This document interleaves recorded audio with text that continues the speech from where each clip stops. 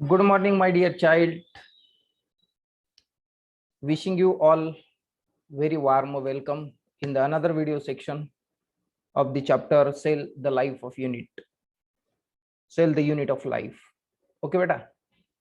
So, in today's video lecture, we are going to discussing about the lysosome, the one of the most important cell organelle found in the endomembrane system. ह्या endomembrane सिस्टीमचा अतिशय महत्त्वाचा समजला जाणारा हा एक part आहे. त्या पार्टची माहिती विद्यार्थ्यांना आपण आता बघणार आहोत. लाइसोसोम. तर according to my consideration in the NEET exam, in the AIPMT, AFMC, AIIMS and various type of such competitive exams can frame the question from the lysosome. So I would like to request to all my dear student to pay your complete attention towards this. याच्याकडे आपल्याला completely लक्ष द्यायचं आहे की exact लायसोसोम काय आहे. And one of the most important thing I would like to suggesting to all of you that from this video lecture I have a start to combine both the syllabus. It means that NCERT syllabus plus state board syllabus. Both the type of the syllabus are included in the same way in the same video section. So you never need to worry about the state board as well as the NCERT. Parallelly we need to get the study over it. आणि आपल्याला असं पण सांगायचं की NCERT आणि state board एकत्र केल्यामुळे जे विद्यार्थी नीटची एक्झाम देणार आहेत त्यांना बी हा ऍडिशनल जो सिलेबस आहे तो आपल्या स्टेट बोर्डच्या बुक मधून त्यांना कव्हर होईल. They never need to be use any kind of the extra reference material for their additional study. गरज नाही, कारण we are already doing all this things from this video. And those student who never wanted to going in this way of the NEET, so they will get also. त्यांना सुद्धा त्यांचं ह्या व्हिडिओच्या माध्यमाने काय होणार आहे ते सक्सेस होणार आहे. आपण नीटचा अभ्यास करणारे किंवा NCERTचा अभ्यास करणाऱ्या विद्यार्थ्यांना सूचना आहे की आपण काय करतोय की नीटचे जे त्यांना नोट्स दिल्या जातात, जिथून कुठून दिल्या जातात तिथून, तर त्या नोट्स मध्ये मोस्टली मुलांना आणि मुलींना ऍडिशनल मुद्दे जे असतात ते स्टेट बोर्डच्या बुक मधले ऍडिशनल मुद्दे असतात. तर मी एकाच व्हिडिओमध्ये लायसोसोम सपोज कि I am a collect the various type of information from the different book in the single video मध्ये हे करतो, त्यामुळे आपल्या सगळ्यांना नक्कीच याचा फायदा होईल. ठीक आहे बेटा. म्हणजे नीट आणि सीईटी, स्टेट बोर्ड आणि NCERT ह्या दोन्ही सिलेबसचं कॉम्बिनेशन या ठिकाणी आपल्याला अवेलेबल या सिंगल व्हिडिओ मध्ये मिळेल. चला तर मग without wasting our valuable time we just need to move ahead. पुढे निघू आपण. आता मुलांना आणि मुलींना आपल्याला पुढे जायचं बेटा. तर लायसोसोम बद्दल चर्चा करायची आहे. बघू लायसोसोम काय असणार आहे. चलो, लायसोसोम काय आहे बघू. लायसोसोम एक it's a part of the endomembrane system. बर, these are membrane bound vesicular structure. Membrane bound आहे. It means that the lysosome have covering around it. त्याच्या अवतीभोवती कव्हरिंग आहे. व्हेसिक्युलर मीन्स काय? Vesicular means the inner side of that particular organelle is in a empty space like structure. Space आहे त्याच्यामध्ये, म्हणून कोश म्हणून त्याला व्हेसिक्युलर स्ट्रक्चर आहे. सेकंड वन, पॉलीमॉर्फिक आहे. पॉली मीन्स बहु. Morphologically it is different. Morphologically different आहे means we call them polymorphic. Okay, चलो. Lysosome can be considered as a dismantling and restructuring unit of the cell. Dismantling means काय? तर डिसमेंटलिंगला आपण असं म्हणू की मोडून तोडून करणे किंवा मोडून टाकणारा असणार. Restructure the unit of the cell. Restructuring म्हणजे स्वतःला पुन्हा पुन्हा रिस्ट्रक्चर करणारं हे एक युनिट आहे सेल मधलं. तर हा प्रश्न जो आहे तो NEET साठी I think that key play very important role. की असा विचारला जाईल, which of the following organelle in the cell is a dismantling and restructuring unit of the cell. कोणता आहे? तर लायसोसोम आहे. रिस्ट्रक्चर म्हणजे त्याचे जे मुळात स्ट्रक्चर आहे ते कंटिन्युअसली बदलत जातं बेटा, according to the need of the cell. सेलच्या नीड नुसार ते बदलतं. आणि डिसमॅन्टलिंग होणे म्हणजे काय करणे की मोडून टाकणे स्वतःला. ठीक आहे बेटा, म्हणजे ही स्वतःला नष्ट करू शकणारी एक प्रकारची स्वतःच, त्याला आपण सुसाईड बॅग असे सुद्धा म्हणू की स्वतः सुसाईड बॅगचं काम सुद्धा करते. I hope that you should better understand all this things. चलो next. In 1955, D. Dewey term them as a lysosome. 1955 मध्ये डी ड्युए नावाच्या शास्त्रज्ञानं लायसोसोमला फर्स्ट टाइम टर्म केलेलं आहे. आता बेसिकली बघू, तिचं प्रायमरी लायसोसोम आणि सेकंडरी लायसोसोम आणि रेसिड्युअल लायसोसोम्स आहेत. एनसीईआरटीच्या सिलेबस मध्ये हे ऍड अजिबात नव्हतं. आलं का लक्षामध्ये? आणि बेटा त्या स्टेट बोर्डच्या सिलेबस मध्ये वरच्या काही लाईन्स नव्हत्या. तर त्यासाठी काय की this combination can help us to understand the concept very clearly honestly. I already mentioned that ki there is a no need of using any kind of other reference book without this. Okay beta, पुढे primary. Okay, तर primary lysosome काय आहे आपण बघू. Primary lysosome are nothing but the membrane bound vesicle. Actually काय आहे की membrane bound असलेलं, membrane means the covering around it असलेलं एक व्हेसिकल आहे, कोश आहे. मराठीमध्ये वी कॉल देम कोश, एक empty space. In the primary lysosome enzymes are inactive states. बेटा लायसोसोम मध्ये बेसिकली काय आहे, तो first of all it is very necessary to understand that exact what kind of the things or the material present or the found in the lysosome. काय आहे त्याच्यामध्ये? लायसोसोम मध्ये आपल्याला केवळ आणि केवळ एन्झाइम्स दिसणार आहे. There is a no other type of the materials normally found in the lysosome. Only single type of material and that material is a enzyme. But when we discussing about the primary lysosome, in the primary lysosome inactive state of the enzymes are present. Enzymes आहेत but they are not active in a state, they are inactive. Okay beta, chalo. Now we are moving to the secondary lysosome, or also called as a hybrid lysosome. Hybrid lysosome म्हणून. Secondary lysosomes are formed by the fusion of lysosome with endolytic vesicles. Beta endo and lytic. Endo means inside आणि lytic means breakdown करणारे. Inside breakdown करणारे काही कोश असतात. When these कोश R फ्युज्ड with the लायसोसोम, त्या कोशांचं ज्यावेळेस लायसोसोम सोबत फ्युजन होतं किंवा युनियन होतं, at that instant there is a formation of secondary lysosome. Secondary lysosome तुम्हाला तसे तयार झालेले दिसून येतील. आलं लक्षात? एंडोलायटिक व्हेसिकल्स आता आपण म्हणलो की what is the endolytic vesicle. Vesicle means basically मी सांगितलं तुम्हाला की व्हेसिकल म्हणजे एक कोश आहे, ते एक एम्प्टी स्पेस आहे.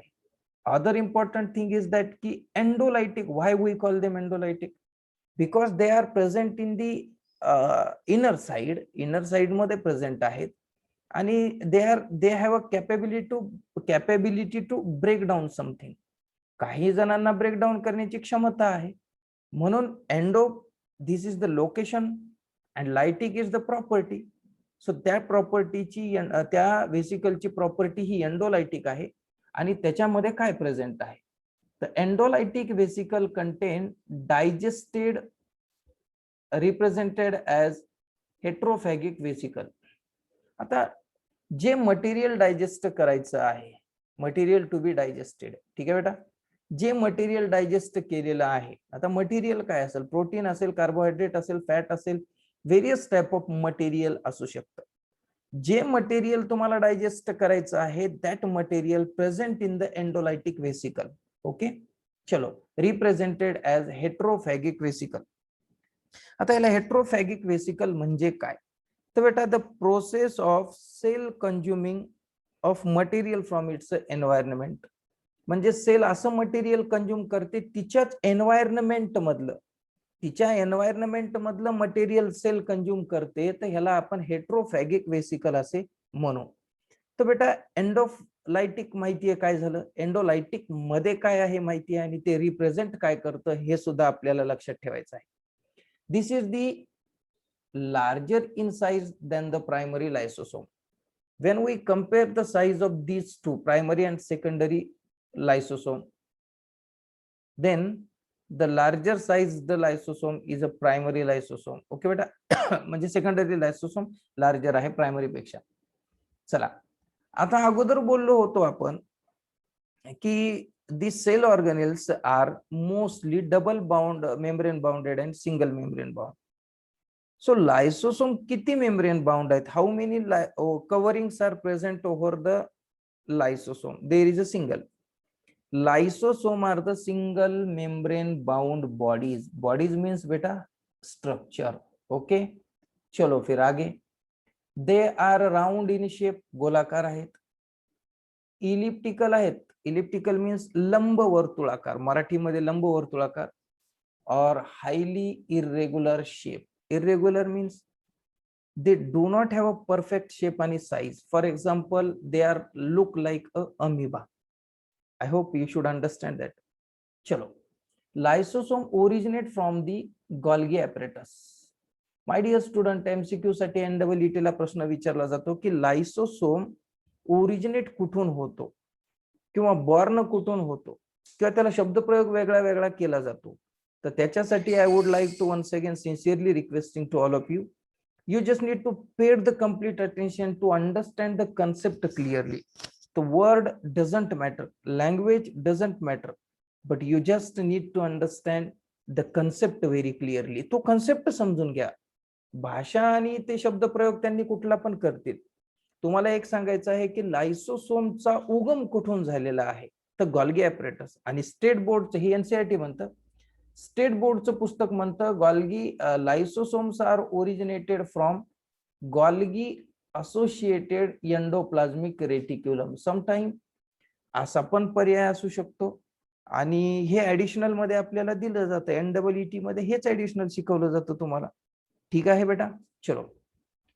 लायसोसोम formed by the process of packaging in the Golgi apparatus. आता हे आपण एंडोमेम्ब्रेन सिस्टीमचा पार्ट आहे ना बेटा.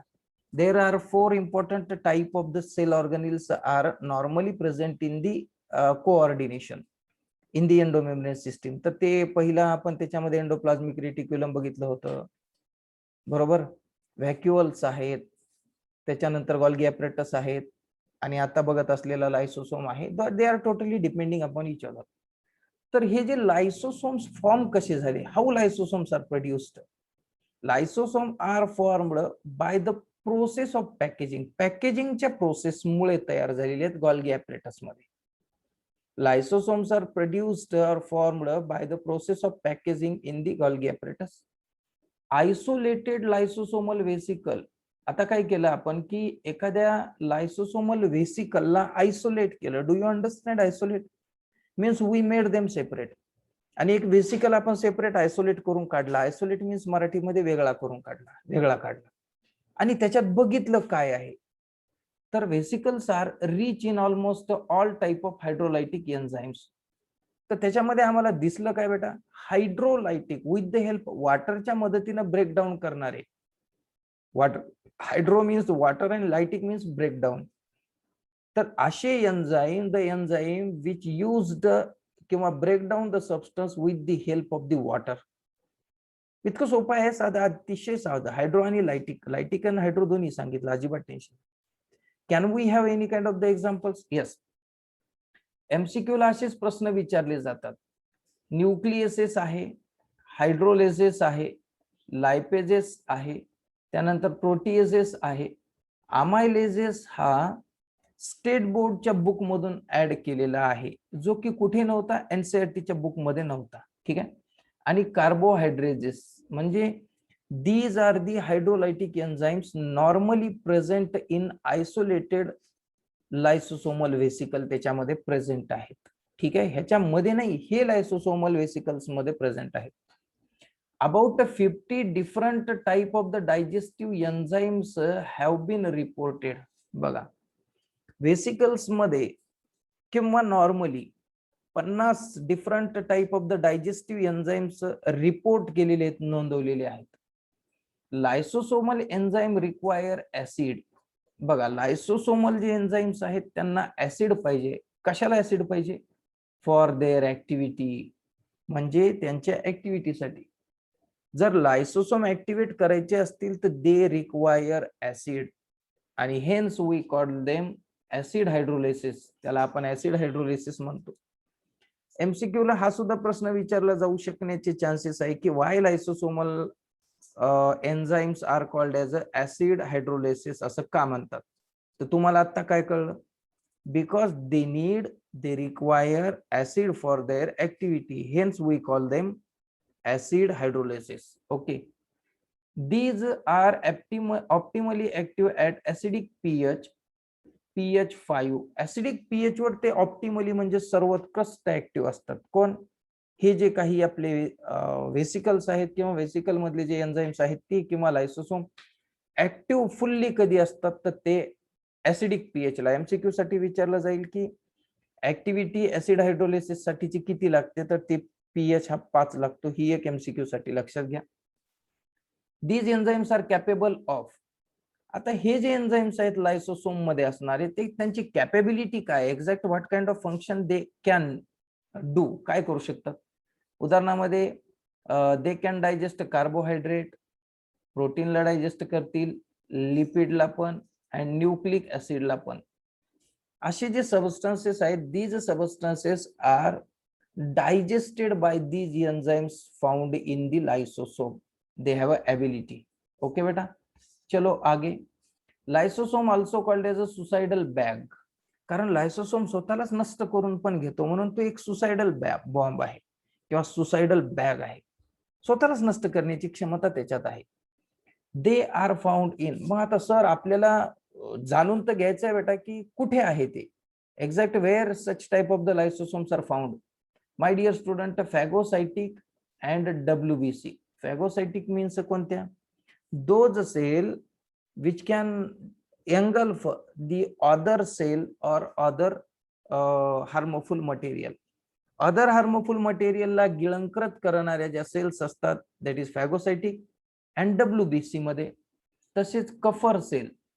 आता हे जे कफर सेल्स आहेत, Kupffer cells are normally lines the लिव्हरला लाईन केलेले असतात, लिव्हरच्या थरांमध्ये प्रेझेंट असतात. These Kupffer cells are present in the lining of the, काय थोडक्यामध्ये तर लाइनिंग ऑफ लिव्हर आहेत, आणि ते ब्रेकडाऊन ऑफ द आरबीसी साठी रिस्पॉन्सिबल आहेत. Kupffer cell normally responsible for the breakdown of RBC. They are present in the liver मध्ये आहेत, लिव्हरच्या लाइनिंग मध्ये म्हणजे थरांमध्ये आहेत लिव्हरच्या, लक्षात घ्या. त्यानंतर पॅनक्रियाटिक सेल आहेत, म्हणजे स्वादुपिंडाच्या ज्या सेल्स आहेत त्या. हेपॅटोसाइट्स आहेत, म्हणजे ह्याला आपण लिव्हर सेल म्हणू, आणि फंजाय मध्ये सुद्धा प्रेझेंट असतात. तर एमसीक्यू ला हा सुद्धा प्रश्न येऊ शकतो. मी पॅरलली ही तयारी करून घेत असल्यामुळे तर मला नाही वाटत बेटा की एनडब्ल्यूटी व्हीटी हे अगदी चिल्लर आहेत, पण तुमच्या जीवावरच चिल्लर आहेत. आलं लक्षामध्ये? चलो, आता ते ह्याच्यात आढळतात इतक्यामध्ये. एमसीक्यू ला प्रश्न येतो की कुठे फाउंड आहेत, तर ती एवढी नावं तुम्हाला लक्षात ठेवायची, ह्याच्या बाहेरचं काही विचारलं जाणार नाही, कारण this is the combination of 2 type of syllabus. पुढे, they are not found in prokaryotic cell मध्ये लायसोसोम नाहीत, आरबीसी मध्ये लायसोसोम नाहीत, आणि स्पर्म सेल्स मध्ये सुद्धा रायबोसोम्स आपले लायसोसोम्स नाहीत. कुठे नाहीत कळलं, आणि कुठे आहेत ते पण कळलं. रिमेंबर, एव्हरी वीक, प्रत्येक हप्त्याला, प्रत्येक 7 दिवसाला human liver cell recycle half of the macromolecule. Half of the, जवळपास अर्धे मॅक्रोमॉलिक्युल्स जे आहेत, जवळपास अर्धे मॅक्रोमॉलिक्युल्स हे लिव्हर सेल रिसायकल करतात. त्यांना रिसायकल करणं म्हणजे कळत असेल ना त्यांना, पुनर्चक्र करतात, त्यांचं सुरुवात करतात. ठीक आहे बेटा. Lysosome brings about the intracellular and extracellular digestion. Lysosome 2 पद्धतीने डायजेशन करतात, इंट्रासेल्युलर आणि एक्स्ट्रासेल्युलर. बेटा इंट्रा कळतं? Yes, inside the cell. Extra कळतं? Yes, outside the cell. म्हणजे lysosome normally brings about 2 type of the digestions. So let's start to discuss these 2 type. Firstly, we are discussing about the intracellular digestion. Intra means inside the cell. बेटा इतकी beautiful आणि छान अशी आम्हाला एक आकृती दिसते. तुम्ही म्हणले ते सर आम्हाला माहिती आहे, तो आम्ही अगदी 5वी 4थी त्याच्या वर्गापासून जाणतो आम्ही, आम्हाला ओळख आहे ती अमिबाची. I think amoeba, you think not, it must, तो अमिबाच आहे. तर त्याच्यामध्ये तुला इंट्रासेल्युलर टाइप ऑफ लायसोसोम दिसणार आहे. इंट्रासेल्युलर टाइप डायजेशन कसं? Intracellular digestion is brought about by autophagic. बेटा त्याला ऑटोफॅगिक असे म्हणतो. ऑटो याने स्वतःच, फॅगिक म्हणजे खाणे. ऑटोफॅगिक वेसिकल और सेकंडरी लायसोसोम. बघा इंट्रासेल्युलर डायजेशन जे आहे एमसीक्यू साठी विचारलं जाईल, त्याची एक्झाम्पल्स एक लक्षात ठेवायची आहेत. इंट्रासेल्युलर डायजेशन कसं घडतं, कोण घडवतं?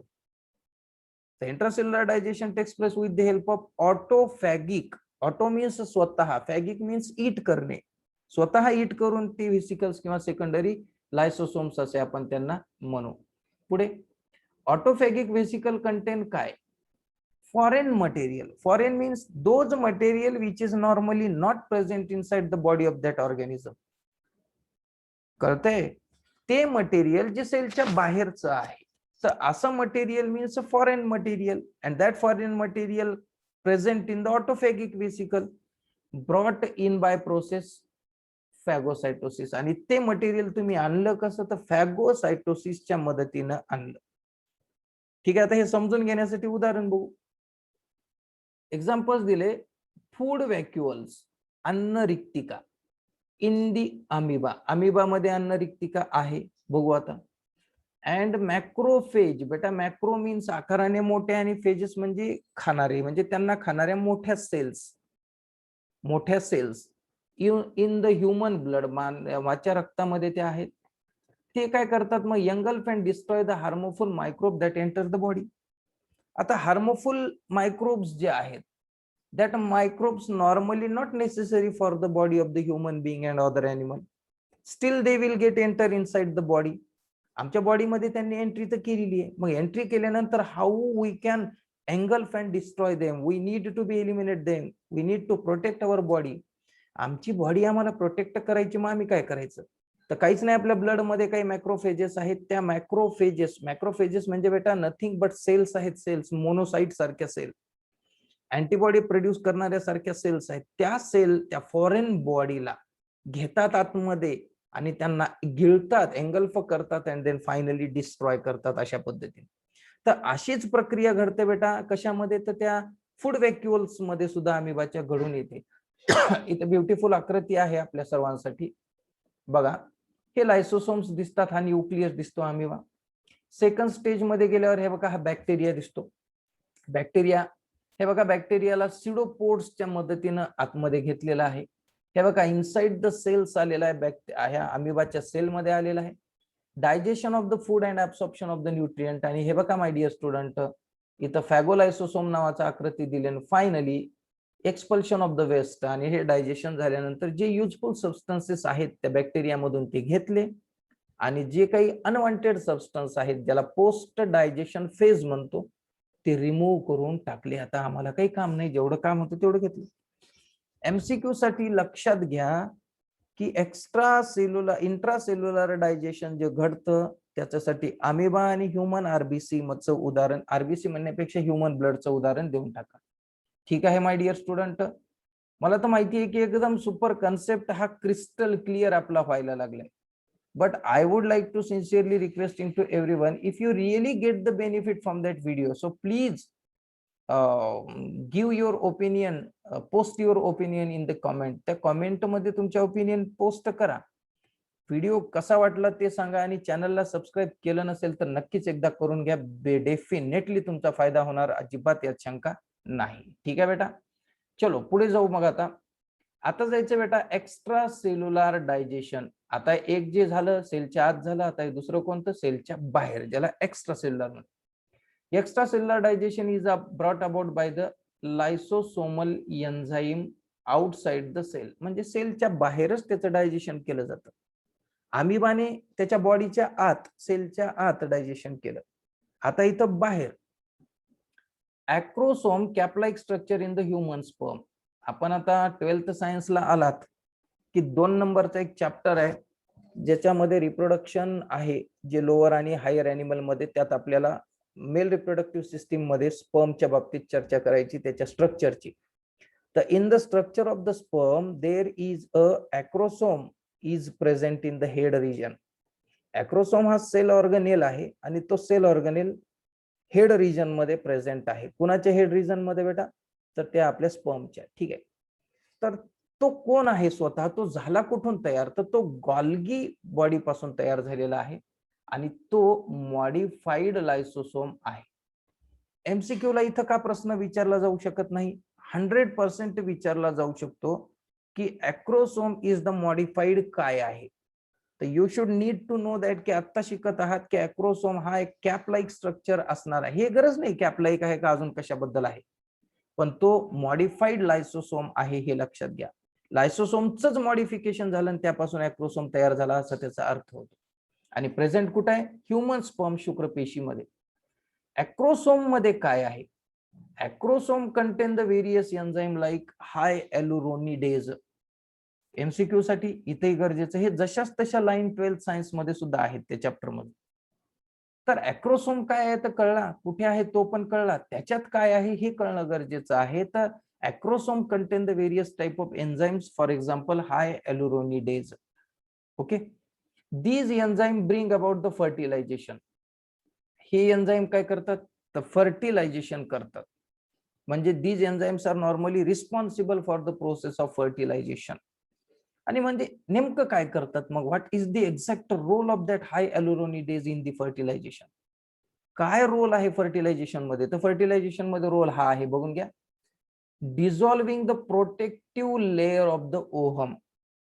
ओहम ज्याला फिमेल गॅमिट म्हणतो, एग सेल, त्याच्यावर काही कोण आहेत तर प्रोटेक्टिव्ह लेअर आहे. सेल्युलर लेअर आहे एक, ज्याचं नाव आहे corona radiata.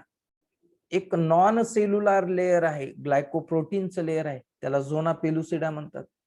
So these two layer need to be dissolve और broken down by the hyaluronidase enzyme present in the sperm head. स्पर्मच्या हेड मध्ये प्रेझेंट असलेलं जे ॲक्रोसोम आहे, त्याच्यामध्ये असलेला जो हाय ॲल्युरोनिडेज आहे, त्याच्यामध्ये जे एन्झाईम्स आहेत ते एन्झाईम काय करतात तर ओहमवर असणारे जे काही लेयर्स आहेत, नाव सांगतोय 2, हे जशाल तसं आहे, हे आता स्टडी कराल तर नक्कीच पुढे 12वी सायन्सला फायदा होईल. ठीक आहे बेटा. त्याच्यानंतर मेटामॉर्फोसिस. ड्युरिंग द मेटामॉर्फोसिस बेटा, this is the transformation of the body of one form into another form. म्हणजे बॉडीचं एका फॉर्म मधून, जसं लार्वा आहे, लार्वा कळतो बेटा? Yes, this is the developmental stage of organism. Larva पासून कंप्लीट ऑर्गॅनिझम बनणे, तर दिस इज द मेटामॉर्फोसिस असं आपण म्हणू. बेडकामध्ये मोस्टली बघायला मिळतं. During the Metamorphosis process found in the many organism, खूप ऑर्गॅनिझम मध्ये मेटामॉर्फोसिस घडतं. तर तिथं जे लायसोसोमल एन्झाईम असतात ते काय काम करतात? तर these lysosomal enzyme reusing the tissue of redundant organ. जो रिडंडंट ऑर्गन आहे त्याच्या टिश्यूला परत वापरतात. त्याच्या टिश्यूला काय करतात बेटा? ते परत वापरत असतात, हे काम करतात ते. पुढे, they also help in destruction of the malignant cell. बेटा मॅलिग्नंट सेल म्हणजे अशा सेल ज्या कॅन्सरस सेल असतात, कॅन्सरस सेल असतात, त्याला मॅलिग्नंट सेल असे म्हणतात. घातक स्वरूपाच्या सेल्स आहेत, ते काम करतात. उदाहरणामध्ये टी लिम्फोसाइट. तर टी लिम्फोसाइट म्हणजे ज्याला आपण म्हणतो की ती थायमस मध्ये तयार होणारे लिम्फोसाइट्स आहेत. तर ते थायमस ग्लँड मध्ये तयार होणाऱ्या सेल्सच आहेत त्या. तर इम्युन सिस्टीम मध्ये जोरदार प्रोटेक्शन साठी रिस्पॉन्सिबल असलेल्या त्या सेल्स आहेत.